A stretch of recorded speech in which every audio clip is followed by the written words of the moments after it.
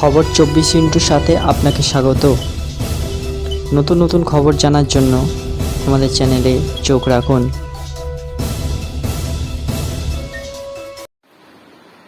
নমস্কার দর্শক বন্ধুরা, স্বাগত আমাদের এই চ্যানেল। ভোটে তত্ত্ব বাংলার দিকে এদিকে অশান্তি। কলকাতায় সাংগঠনিক জেলা কসবা মণ্ডল সভাপতি সরস্বতী সরকারকে চপারের কোপ মারার অভিযোগ তৃণমূল আশ্রিত দুষ্কৃতীদের বিরুদ্ধে প্রতিবাদে আনন্দপুর থানার সামনে তুমুল বিক্ষোভ। বিজেপির মাঠে নামতে দেখা যায় দক্ষিণ কলকাতা লোকসভা কেন্দ্রের বিজেপি প্রার্থী দেবশ্রী চৌধুরীকে। তিনি নিজে সরস্বতী দেবীর বাড়িতে যান, তারপর তাকে সঙ্গে নিয়ে থানায় আসেন। ওসির সঙ্গে দেখা করতে যান, কিন্তু ওসি থানায় না থাকায় কথা হয়নি, যদিও হামলার কথা অস্বীকার করেছে কাশফুল শিবির। এদিকে এই ঘটনায় যারা অভিযুক্ত তাদের কঠোর থেকে কঠোরতম শাস্তির দাবি তুলেছেন আন্দোলনরত বিজেপি কর্মীরা। বিজেপি কর্মীদের নিয়ে থানায় গেটের সামনে বসে অবস্থান বিক্ষোভ করতে দেখা যায় দেবশ্রী চৌধুরীকে। চলতে থাকে স্লোগান।